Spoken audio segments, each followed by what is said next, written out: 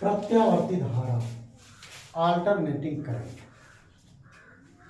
Alternating current बहुत important topic है, physics में इसका बहुत इंपॉर्टेंस है, जिसको हम शॉर्ट में एसी कहते हैं। AC, alternating current. एसी का पूरा नाम क्या है? Alternating current. न कि एयर कंडीशन। एयर कंडीशन मत आप लोग कहिएगा। इसी में डीसी भी होती है, एसी एंड डीसी। डीसी का मतलब क्या होता है? Direct current. प्रत्यावर्ती धारा ये तो एसी होती है, जो लाइट हम लोगों के घर पे आती है, जो लाइन आती है, जो बिजली आती है, वो प्रत्यावर्ती धारा, प्रत्यावर्ती धारा होती है। हमारे आपके घरों में जो लाइन आती है, गांव में या हर जगह, शहरों में हर जगह आप लोग, सबसे मेन चीज प्रत्यावर्ती धारा ही आती है हम लोगों के घर पे। हम सभी लोग के घर पे कौन धारा आती है? प्रत्यावर्ती धारा आती है, न कि दिष्ट धारा। डीसी का मतलब क्या होता है? डायरेक्ट करंट, दिष्ट धारा। तो प्रत्यावर्ती धारा की परिभाषा क्या है?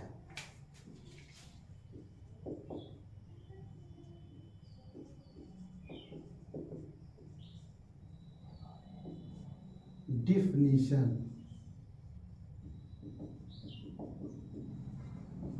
प्रत्यावर्ती धारा की डिफिनीशन क्या है?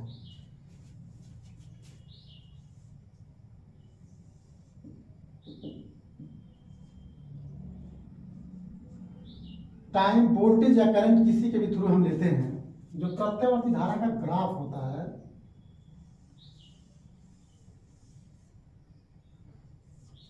इस प्रकार से होता है और ये ऐसे बढ़ता रहता है। अल्टरनेटिंग करंट, लगातार ये करंट चल रही है, ये करंट लगातार चल रही है। ये इसका परिमाण है और ये इसकी क्या है? दिशा है। ये अधिकतम मान है और ये क्या है? ये नेगेटिव डायरेक्शन में अधिकतम मान। ये भी अधिकतम, ये भी अधिकतम। पॉजिटिव डायरेक्शन में अधिकतम मान, नेगेटिव डायरेक्शन में अधिकतम मान। तो इसकी परिभाषा क्या होगी? वह विद्युत धारा, वह विद्युत धारा जिसका परिमाण एवं दिशा, परिमाण और दिशा दो नाम हम लिख रहे हैं,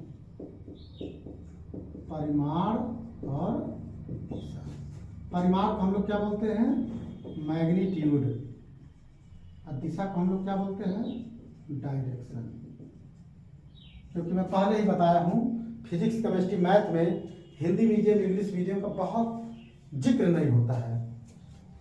इस वीडियो को हिंदी मीडियम का भी बच्चा पढ़े, इंग्लिश मीडियम का भी बच्चा पढ़े, क्योंकि एनसीईआरटी बोर्ड में आप जान लगभग सिलेबस सबके सेम हो गया है। सिलेबस सबके सेम है, तो हिंदी इंग्लिश हमें हर चीज देखनी है। मैक्सिमम वैल्यू, मिनिमम वैल्यू, ये परिमाण का मतलब मैग्नीट्यूड, दिशा।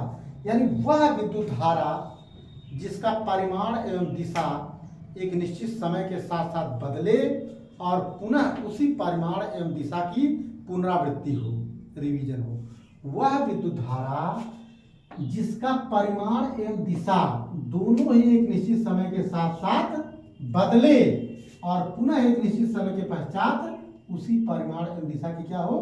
पुनरावृत्ति हो, रिवीजन हो। यानी वह करंट जिसका मैग्नीट्यूड और डायरेक्शन दोनों ही टाइम के साथ चेंज हो रहा है और एक निश्चित टाइम के बाद दोनों क्या होते हैं? रिवीजन करते हैं, दोनों रिवीजन करते हैं।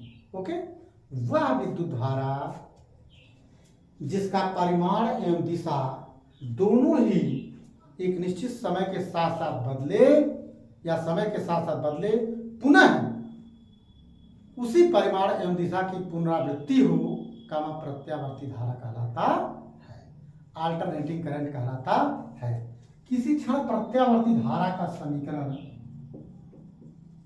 किसी क्षण प्रत्यावर्ती धारा का समीकरण I=I0 sin omega T, I=I0 sin omega T. I को भी कहते हैं, आई को हम क्या कहते हैं? प्रत्यावर्ती धारा। I0 को हम क्या बोलते हैं? प्रत्यावर्ती धारा का अधिकतम मान, I0 को हम लोग क्या कहते हैं, प्रत्यावर्ती धारा का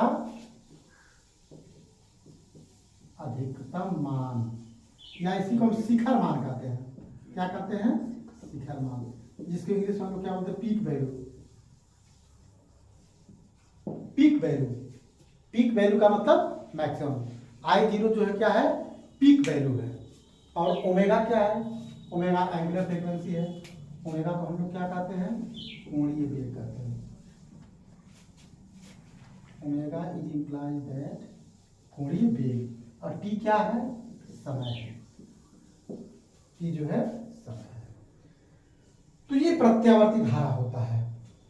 ठीक, अब इसके बाद हम आप लोगों को बताते हैं प्रत्यावर्ती धारा का ज्या वक्र, साइन कर्व,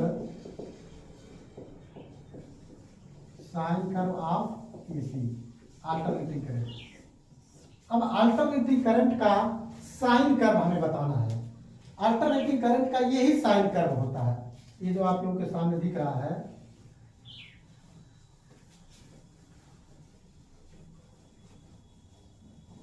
ये साइन कर्व है।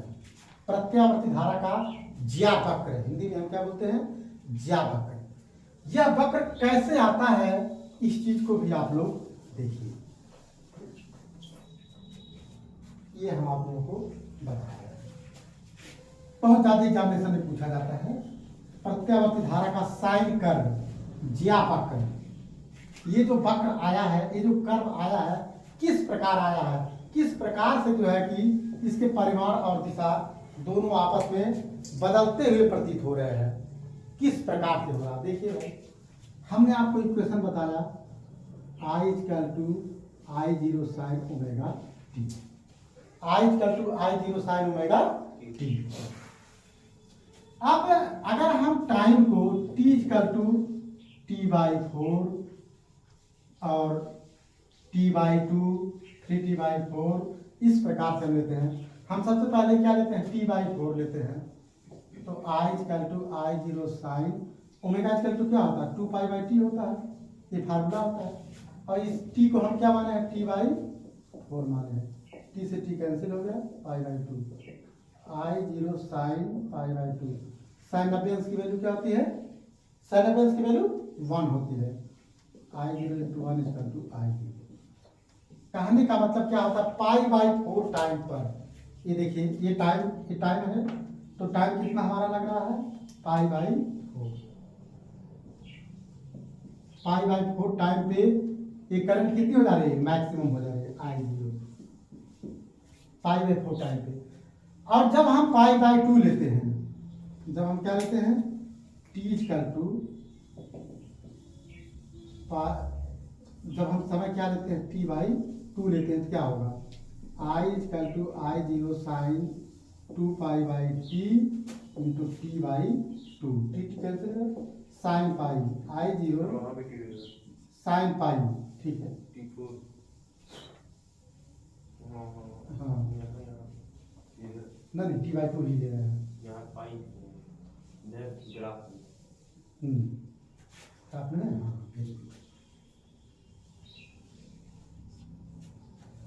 समय T/4 ले रहे हैं। और ये जो है हमारा, जब हम टाइम T/2 लेते हैं, तो साइन पाई की वैल्यू क्या होती है, 0 होती है। यानी कि यहाँ आकर के जब हम समय कितना लेते हैं, T/2 लेते हैं, तो ये क्या हो गया, इसका करंट या वोल्टेज, हम अगर करंट के थ्रू ले रहे हैं, इसकी करंट क्या हो गई, 0 हो गई। अब हम क्या लेते हैं, 3T/4 लेते हैं, 3T/4, t equal to 3T/4, तो I equal to I0 sine 2π/t into 3T/4, टी कैंसिल, साइन 3π/2, साइन 3π/2 की वैल्यू क्या होती है, -i होती है। तो I इक्वल टू I0। जब हम टाइम को रख देते हैं 3T/4, तो ये वैल्यू क्या हो गई, -i0। निगेटिव डायरेक्शन में क्या हो गया, अधिकतम हो गया। इसी प्रकार से I0 -i0, ठीक है ना। ये आपका 3T/4 और ये क्या हो जाएगा, t हो जाएगा, ये हो जाएगा 5T/4 5t/4 हो जाएगा। और 5t/4 में अगर t/4 ऐड कर दें, 5t/4 में t/4 तो 6t/4 यानी कि 3t/2, ये हमारी वैल्यू क्या हो जाएगी, ये हो जाएगा 3t/2। इस प्रकार से एक टाइम के अनुसार करंट जो है कि परिवर्तित हो रही है। इस प्रकार से हम लोग क्या करते हैं, प्रत्यावर्ती धारा का ज्यावक्र निकालते हैं। ये होता है प्रत्यावर्ती धारा का ज्यावक्र। इस वक्र को आप लोग खूब ध्यान से उतार लीजिएगा और इसी प्रकार से वक्र बनता है जो हम आप लोगों को बताए।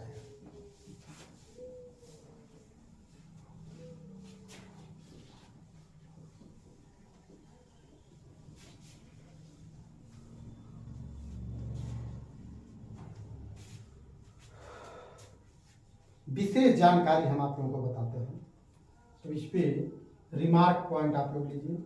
विशेष जानकारी,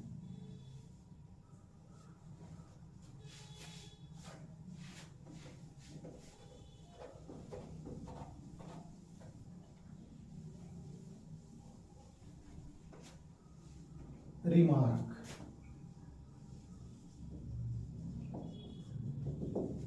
विशेष जानकारी। प्रत्यावर्ती धारा की ही तरह प्रत्यावर्ती वोल्टेज और प्रत्यावर्ती विद्युत वाहक बल के भी समीकरण होते हैं। जैसे आप लोग अभी लिखे हो I = I0 sin ωt, ये करंट का हो गया। उसी प्रकार वोल्टेज का VO sin ωt और E = E0 sin ωt, ठीक है ना। तो I0 क्या है, करंट की पीक वैल्यू है, धारा का शिखर मान, ठीक। अब V0 क्या होगा, वोल्टेज का शिखर मान। E0 क्या है, प्रत्यावर्ती विद्युत वाहक बल, प्रत्यावर्ती विद्युत वाहक बल का पीक वैल्यू है, ठीक है ना। तो ये इक्वेशन हमारा हो जाता है। एक फार्मूला होता है प्रत्यावर्ती धारा का अधिकतम मान।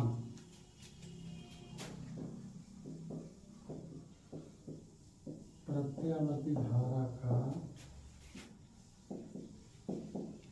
अधिकतम मान, प्रत्यावर्ती धारा का अधिकतम मान क्या होता है, फार्मूला होता है E0 = NBA ओमेगा। ये फार्मूला होता है E0 = NBA ओमेगा, जहां n क्या है, कुंडली में फेरों की संख्या है, B क्या है, नहीं अभी को, चलिए चलिए बोलिए फिर से, वहीं से बोल दीजिए। ये है कुंडली के तल का क्षेत्रफल, ठीक है। ये जो है कुंडली के तल का क्षेत्रफल है। ओमेगा कोणीय वेग है, ओमेगा = दैट कोणीय वेग है, ठीक है। और यन क्या है, यन या इसी को या भी बोलते हैं फ्रीक्वेंसी, आवृत्ति है, प्रत्यावर्ती धारा की आवृत्ति, ठीक है ना। ये कुंडली में फेरों की संख्या, जो कॉइल है उसमें कितने फेरे हैं, बी जो है कि एक समान चुंबकीय क्षेत्र, यूनिफॉर्म मैग्नेटिक फील्ड है, एक कुंडली के तल का क्षेत्रफल है, ओमेगा कोणीय वेग, और यानी क्या है, इसकी आवृत्ति है। इस फार्मूले पे न्यूमेरिकल लगा लेते हैं। इस पे न्यूमेरिकल आता है बोर्ड एग्जाम में।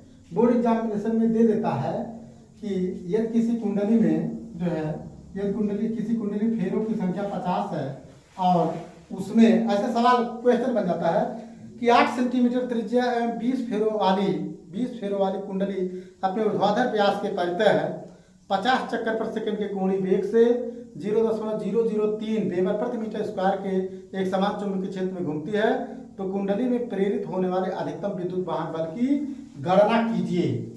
ये न्यूमेरिकल है। इस न्यूमेरिकल को हम लगा भी सकते हैं और आप अपने आप लगा सकते हैं। इस फार्मूले पे रख देंगे और ये फार्मूले पे क्वेश्चन आ जाएगा, ठीक है। अच्छा, अब इसके बाद हम आप लोगों को प्रत्यावर्ती धारा के विषय में कुछ और बात बताने जा रहे हैं।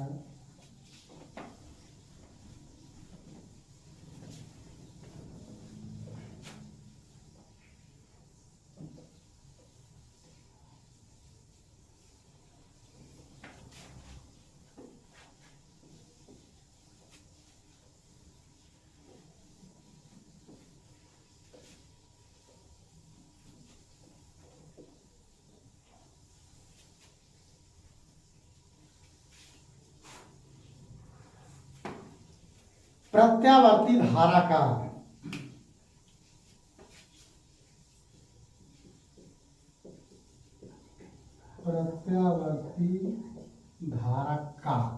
अब इसमें कितनी कितनी चीजें हैं, आयाम,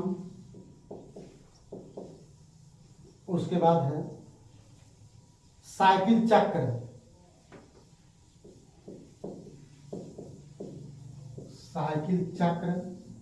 आवृत्ति, आवर्तकाल और कला। इतनी डिफिनेशन आप लोगों को सीखनी है।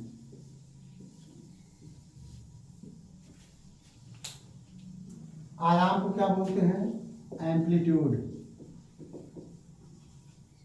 साइकिल चक्र आपका वही हो गया, सीधे सीधे साइकिल हो गया, एसी की साइकिल ऑफ एसी, ठीक है। ये क्या होगा, फ्रीक्वेंसी, ये क्या हो गया, टाइम पीरियड, ये क्या हो गया,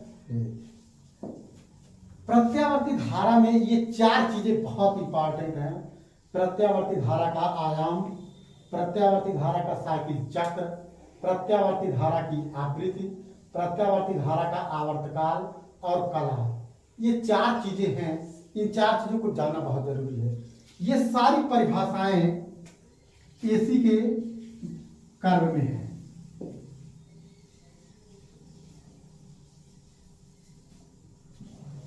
हम एसी का कर्व इस प्रकार से बना दिए हैं। एसी के कर्व में ये चीजें हैं, ये देखिए। हम सबसे पहले बताते हैं आयाम। आयाम क्या होता है कि प्रत्यावर्ती धारा के अधिकतम मान को क्या कहते हैं, आयाम कहते हैं।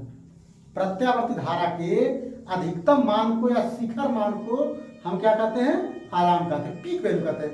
यानी चुंबकीय क्षेत्र में घूमती हुई कुंडली एक चक्कर में परिपथ में उत्पन्न एसी का मान एक चक्कर में 2 बार अधिकतम और 2 बार क्या होता है, 2 बार शून्य होता है। प्रत्यावर्ती धारा के अधिकतम मान को, प्रत्यावर्ती धारा के अधिकतम, देखिए एक साइकिल है, एक साइकिल के अंदर, इसी को एक साइकिल कहते हैं। एक साइकिल में कितना होता है, 2 पैडल होता है।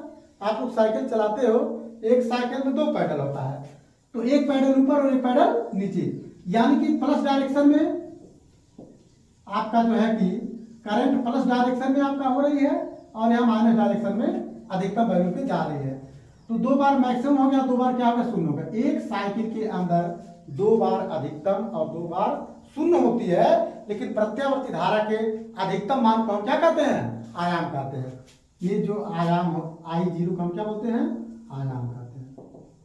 प्रत्यावर्ती धारा की अधिकतम वैल्यू को आयाम की परिभाषा सबको रट होनी चाहिए, ठीक है। आयाम में कोई दिक्कत नहीं है। अब देखो आयाम में आप ऐसे भी कह सकते हो, हम कह रहे हैं कि आप झूला झूल रहे हो, तो झूला झूल रहे हैं, तो झूला झूलने में आप ऐसे ऐसे पेंग मारते हैं, ऐसे क्या, ऐसे झूला झूलते हैं, तो 2 लोग पेंग मारते हैं, किधर से मार रहा है, किधर से मार रहा है, ऐसे देखिए ऐसे झूला चल रहा है। फिर पेंग मारा तेजी में और बढ़ गया, और पेंग मारा और तेजी में बढ़ गया, और पेंग मारा और अधिकतम आ गया, फिर मार दिया अधिकतम। अगर इससे ज्यादा चला गया तो क्या होगा, झूला पलट जाएगा।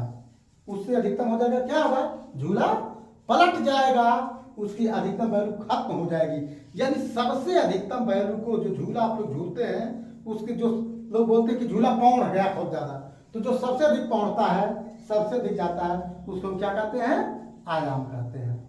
वो प्रत्यावर्ती धारा का आयाम। अब नहीं भूल सकते आप लोग, मुझे उम्मीद है प्रत्यावर्ती धारा का आयाम, और चाहे प्रत्यावर्ती धारा का आयाम, चाहे सरल आवर्त गति का आयाम, ठीक है, चाहे आप तरंग गति का आयाम कई जगह है। आयाम का मतलब होता है मैक्सिमम वैल्यू। आयाम का मतलब क्या होता है, मैक्सिमम वैल्यू। जैसे हमारे और आपके लाइफ की भी मैक्सिमम वैल्यू होती है, हमारे आपके लाइफ की भी क्या होती है, मैक्सिमम वैल्यू होती है।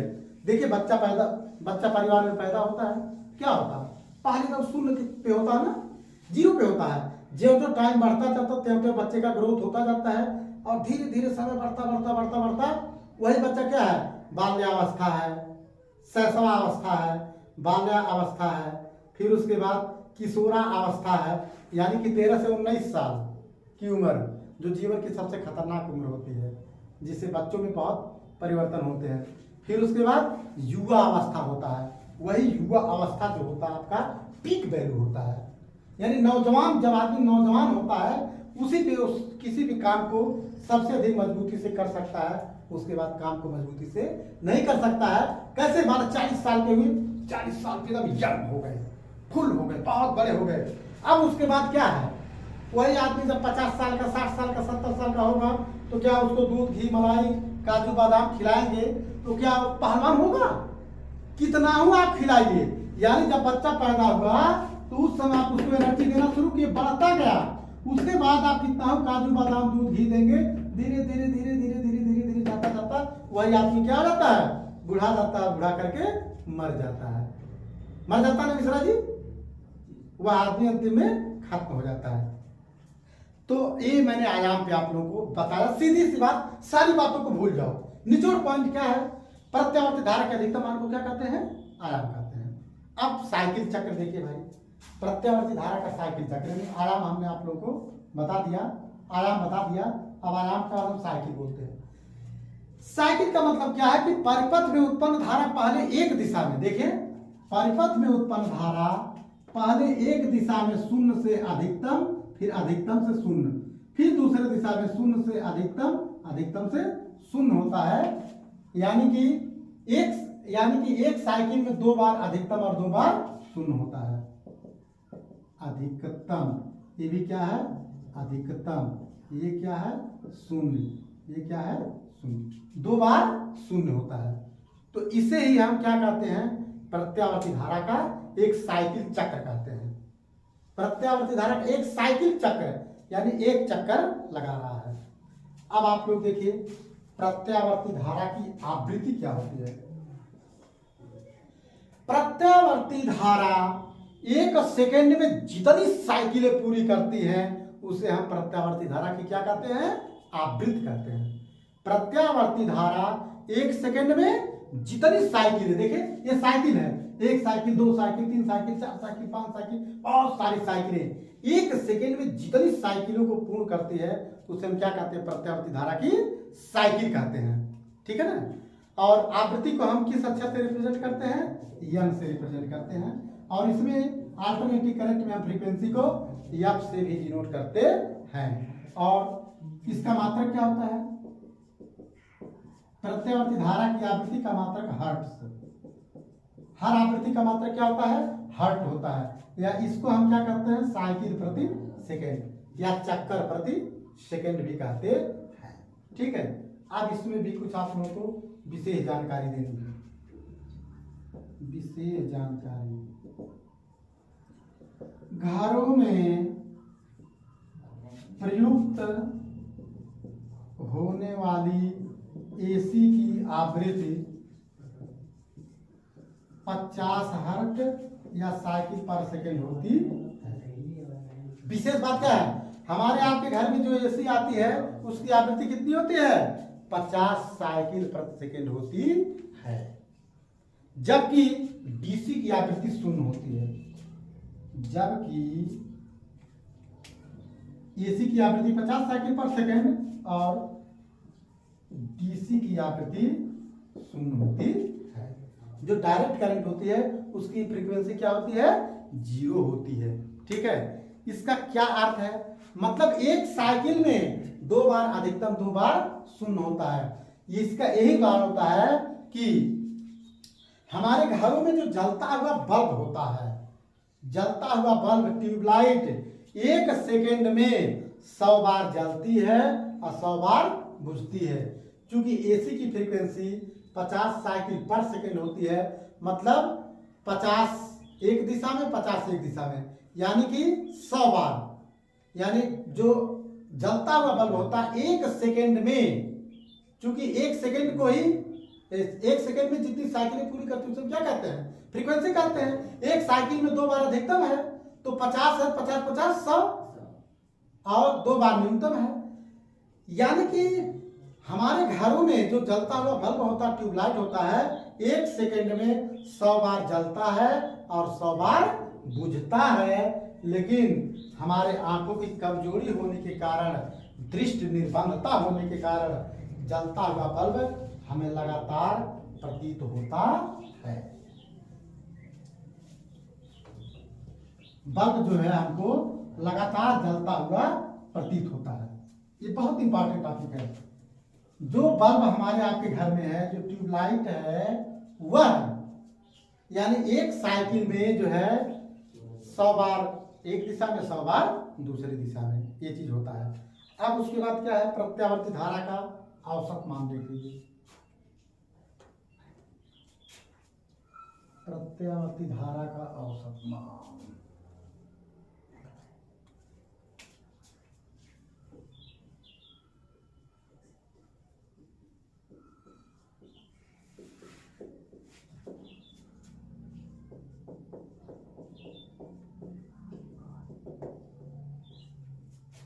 Average value of alternating current, average value of AC short में। एसी का प्रथम आधी साइकिल में औसत मान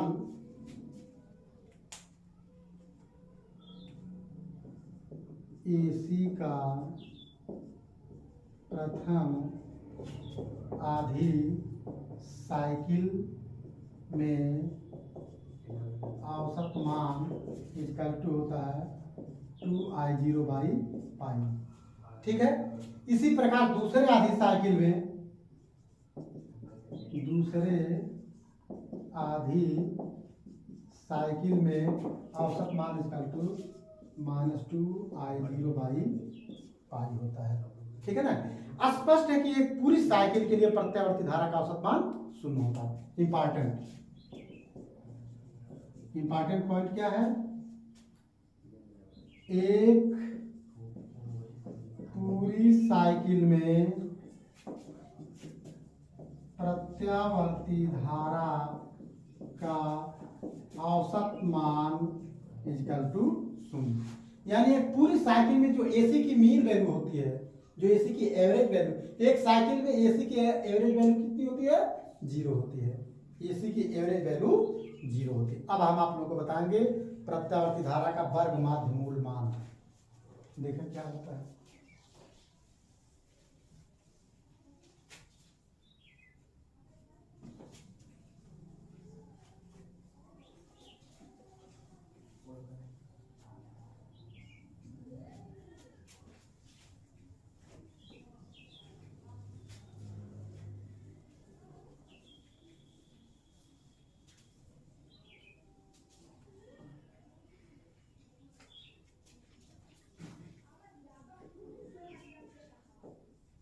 प्रत्यावर्ती धारा का वर्ग माध्य मूल मान, root mean square value of, English है, root mean square value of AC. प्रत्यावर्ती धारा का वर्ग माध्य मूल मान, रूट मीन स्क्वायर। देखिए IRMS, इसको हम शॉर्ट में क्या कहते हैं, प्रत्यावर्ती धारा के वर्ग माध्य मूल मान को IRMS कहते हैं, रूट मीन स्क्वायर करंट। अब वोल्टेज को क्या कहते हैं, VRMS। विद्युत वाहक बल को क्या कहते हैं, ERMS कहते हैं। ठीक है ना।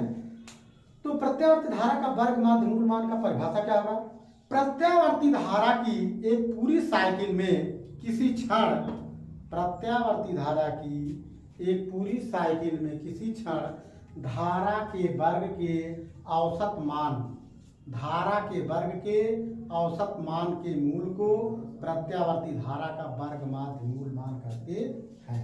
इस चीज को हम लिख दे रहे हैं, तब आपको लगना होगा।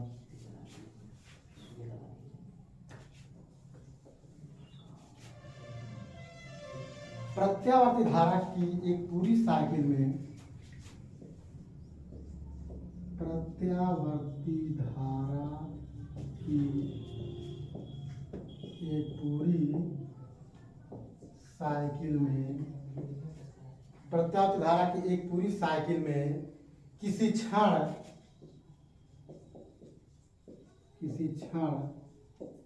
धारा के वर्ग के औसत मान के मूल को प्रत्यावर्ती धारा का वर्ग माध्य मूल मान कहते हैं। देखिए, हम याद करने का प्रोसेस आप लोगों को बता देते हैं। बोर्ड पर दिया गया है प्रत्यावर्ती धारा की एक पूरी साइकिल में, आइए पूरी साइकिल दिया है ना, प्रत्यावर्ती धारा की एक पूरी साइकिल में धारा के वर्ग के औसत मान के मूल को हम क्या करते हैं, प्रत्यावर्ती धारा का वर्ग माध्य मूल मान कहते हैं। यानी कि IRMS equal to under root धारा के वर्ग, धारा का मान एक पूरी साइकिल के लिए। अब क्या हो जाएगा, I equal to I0 sine omega t का होल स्क्वायर का मान एक पूरी साइकिल के लिए।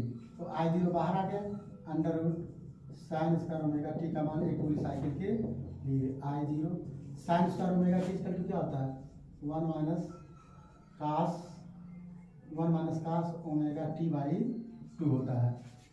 Sign square omega t equal to 1 minus cos 2 omega t by 2 होता है। ये इसका फार्मूला होता है।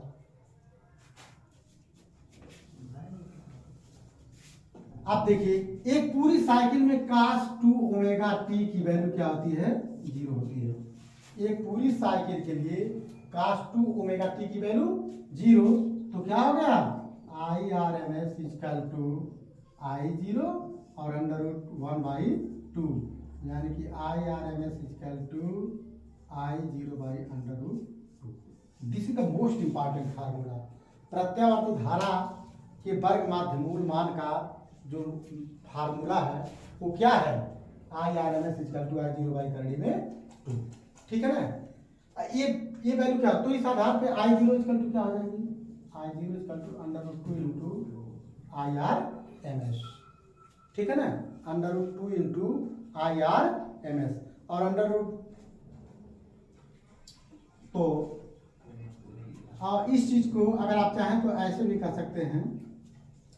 इसी आधार पे हमारा प्रत्यावर्ती वोल्टेज का भी होता है, इसी आधार पे हमारा प्रत्यावर्ती वोल्टेज का भी हो जाएगा और प्रत्यावर्ती विद्युत वाहन बल का भी हो जाएगा। पूरा मैं आपको डिटेल बता रहा हूँ।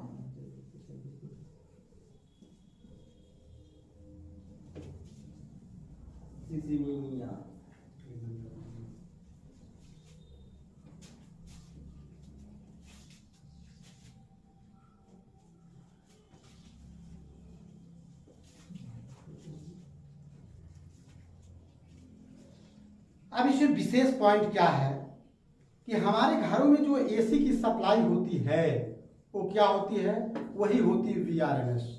हमारे घरों में प्राय 220 वोल्ट पर एसी की सप्लाई होती है। ठीक है, तो इसमें एक क्वेश्चन हो जाता है कि 220 वोल्ट की एसी, बहुत इंपॉर्टेंट क्वेश्चन एग्जाम में आता है। 220 वोल्ट की एसी 220 वोल्ट की डीसी से अधिक खतरनाक होती है।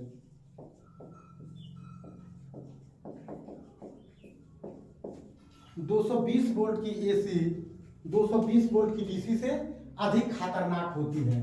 क्यों, ये बोर्ड एग्जामिनेशन में 1 नंबर का आता है। 220 वोल्ट की एसी 220 वोल्ट की डीसी से अधिक खतरनाक होती है। हमारे घरों में जो एसी आती है VRMS 220 वोल्ट, हमारे घरों में 220 वोल्ट पर एसी की सप्लाई होती है, इसी को हम क्या कहते हैं, VRMS कहते हैं।